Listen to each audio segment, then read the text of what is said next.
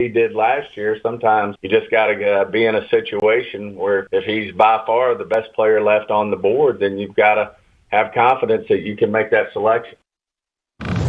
So, in the absence of knowing exactly who the right guy is he's talking about, let me come to you, RC, on this. If you're making that pick for the Dallas Cowboys, what exactly are you doing? I'm staying at 10, and I'm drafting J.C. Horn. You understand offensively, you have all the skill pieces that you need to be successful. If you watch the film, if you watch the pro day, if you've really gone back and done your study on J.C. Horn, he's a guy who can obviously match up with very big receivers. We saw that against Seth Williams and Bo Nix when they played Auburn, but he's also a dude that can get in and out of cuts. When you look at some of the wide receivers that he's faced in the SEC, those that can get in and out of breaks, those that have the downfield speed, J.C. Horn has shut a lot of those guys down, and he's the consummate competitor. That's the type of dude they need. You now have Joe Witt, who is a great defensive back coach. He's coached Charles Woodson. He's coached Tremont Williams. He's been a guy who's been around great secondaries. That's who's there now. Get him another piece to add to Diggs on the other side, and you now have your corners for the next decade if you're the Dallas Cowboys. Yeah, if you don't know J.C. Horn, he's from South Carolina. His father was the longtime NFL receiver Joe Horn. Most of the mocks that we've seen, RC, have them taking Patrick Surtain II, another corner from Alabama, in this case, not J.C. Horn. What do you think, Des? You know, Greeny, I was going to ask RC, because I know RC works with these DBs. He's worked with a lot of them. And I wanted to ask him if he had Horn rated higher than Surtain, because I would have said Surtain, and I'm still sticking with Surtain. I mean, obviously, you know, he has a high grade. I just wanted to know, because I trust RC's opinion. I know he's done a lot of work with these guys. He's seen them up close in person. Which one do you have ranked higher and why? I have J.C. Horn by an edge. I feel like Pat Surtain is close to what Aqib Talib is, but he's a dude I feel you're going to have to match up. He also hasn't necessarily shown the playmaking ability that I've seen from J.C. Horn. Now, I think that Pat Surtain will be a star. I just like J.C. Horn's versatility a little bit more than I like Patrick Surtain Jr.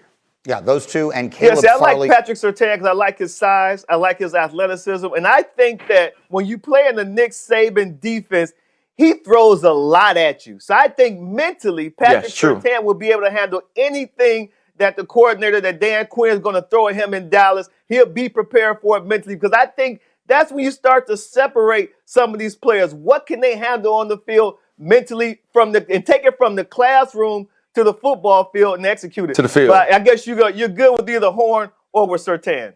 Yeah, Surtain's been on the field forever. He started 12 games as a freshman. Ninko, what do you think the Cowboys should do? Just like what RC said, stick to defense, stay at number 10.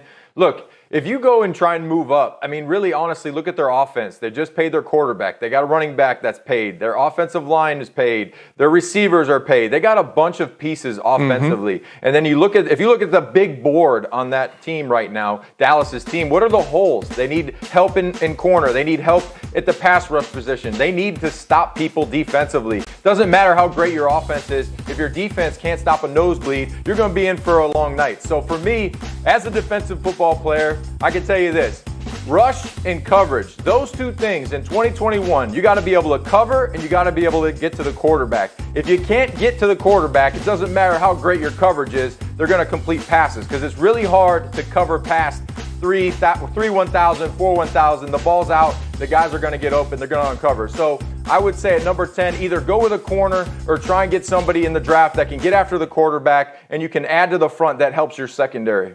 Yeah, if it's rush and coverage, the top of this draft is much more about the coverage than it is about the rush. Candidly, there probably isn't a pass rusher that wouldn't feel like a reach at number 10, and all these corners would feel like good picks. All right, we'll see what they do. Meanwhile, let's run the bases. A lot of action in the majors yesterday. It begins with the star. Shohei Ohtani became the first starting pitcher since at least 1901 to throw 4 shutout innings with at least 6 walks and 7 strikeouts.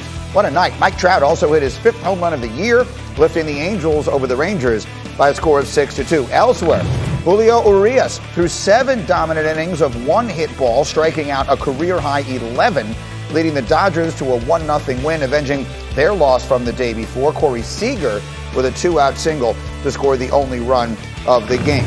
And the Yankees ended their losing streak in unusual fashion against Atlanta. Braves reliever Nate Jones threw a tie-breaking wild pitch in the 8th. Yanks a 3-1 win stopped a 5-game losing streak. And tonight at 6:30 Eastern on ESPN, we will have Game 2 of that series. Braves and Yankees. The action comes your way. Again, 6:30 Eastern on ESPN, and you can watch live on the ESPN app. Coming up, is it time